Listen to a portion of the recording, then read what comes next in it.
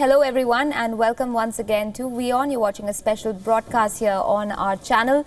I'm Aisha Sindhu. Now, trade, terror, climate, these were the catchwords at the G20 summit and also points of convergence and divergence. But as much as this summit was about the major issues affecting the world at large, it was as much about the men and women that the summit brought together. Among them was India's own Prime Minister Narendra Modi. Fresh from his visit to the United States and Israel, Mr. Modi took his brand of personable diplomacy across to Hamburg. But what have been the major takeaways from the Prime Minister's visits and meetings? Has the coverage of the hugs and handshakes taken away from his push for India's interests? We'll get down to answering those questions shortly. Let's try and take stock at this point in time of the Prime Minister's visits, not just to the United States and Israel, but also of what's happened at the Hamburg summit.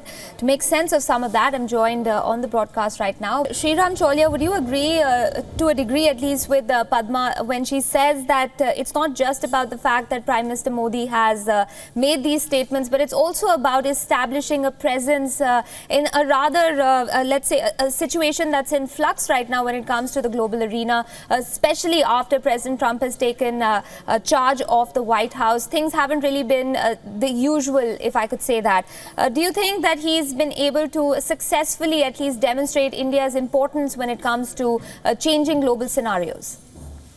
Very true, Aisha. In fact, I like the phrase G0 used by an American political scientist, Ian Bremmer, to describe the current state of affairs. So although there is G20 meeting in Hamburg, in reality, there's no leadership whatsoever.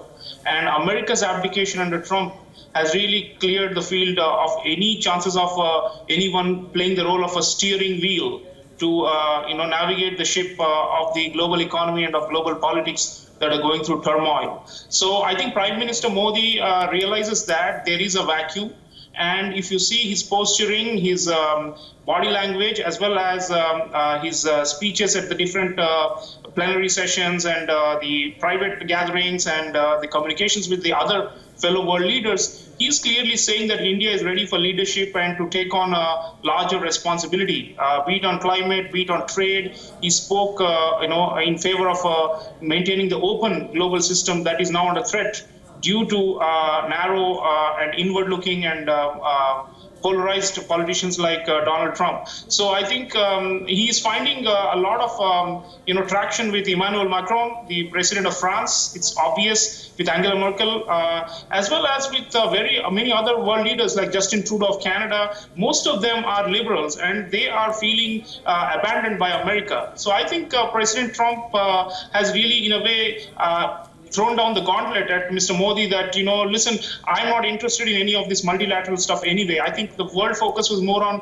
what Trump was doing with Vladimir Putin on the sidelines. Right. So the main agenda, which is the multilateral agenda, is something which requires someone who can play the role of a vector and who can steer it. And I think Prime Minister Modi made the bold pitch for India to be one, if not the only one, that can, together with Europeans, as Padma says, carry this agenda forward, which is essential for global governance, because whether Trump stays in it or not, the world's affairs cannot be left untended. Sreeram, if I can ask you, before we started the show, I was just noting down a few names that came to mind when I was thinking of the G20. And, these are very important people who've been in the news for numerous reasons, from President Erdogan, who's battling his own issues back in Turkey, to Angela Merkel, who is going to be seeing a general election in her own country a short while from now, and President Putin, President Trump. These are all global figures who've received immense attention over the last couple of months.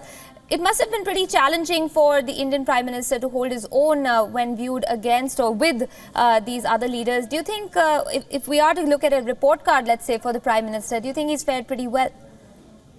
Oh, I would give him an A out of all these interactions. I think the bilaterals on the sidelines were very important, not just the Xi Jinping one, which was kind of awkward, but also with Shinzo Abe of Japan, with whom we are doing so much in terms of strategic coordination. And in fact, he also met a few African heads of state on the sidelines as part of their outreach, the G20's outreach to Africa with Argentinian president. So I think it's been a truly global exposure. I think Modi is now kind of a veteran in this circuit. I mean, he's done this so many times. so many G20 summits, so many BRICS summits, and so on. And so I think he is now pretty proficient in these multilateral gatherings. And he's the one who usually comes up with new ideas and suggestions. And there was no dearth of them even on this summit. So I think he's always seen as having, carrying some kind of a burden and responsibility, which he wants to show to the world that, we are willing to now take up global issues. And he spoke about even forced migration. You see, that's a topic that's hot for the Europeans. And so terrorism, climate change, trade, and also forced migration, technology transfer, the whole gamut of issues are now coming up at the G20. One could argue that it's a talking shop and is not delivering results, but nonetheless, a presence is absolutely important because that's how you get the touch and you show the visibility that you are among the major economies and the major powers in the world. And on that front, Prime Minister Modi is never disappointed. He's always very good in terms of one-on-ones, as well as in trying to steer attention of the whole group towards common issues. Okay, we've got time for just some quick closing comments. I'll open up the floor for both Sreeram and Pramit. Sreeram, to you first, very quickly, the big takeaway for India as far as the G20 goes. I think we've put terror really on the radar, everyone's attention.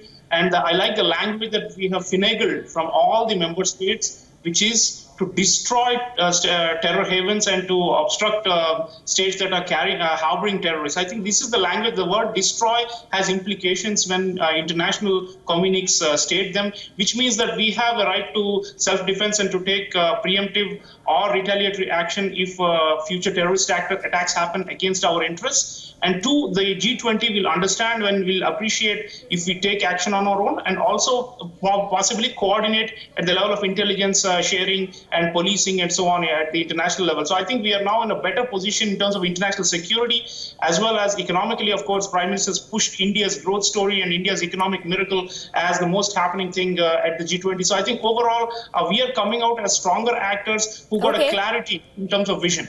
All right, gentlemen, thank you both for keeping it short and for joining us on this conversation. Pramit Pal Chaudhary, Sreeram Chaulia, my colleagues Padma Rao and Ramesh Ramachandran. Thanks everyone for being here with us. We're going to wrap up this discussion on that note. More news, updates and all the latest from around the world on the other side of this short break. Stay tuned.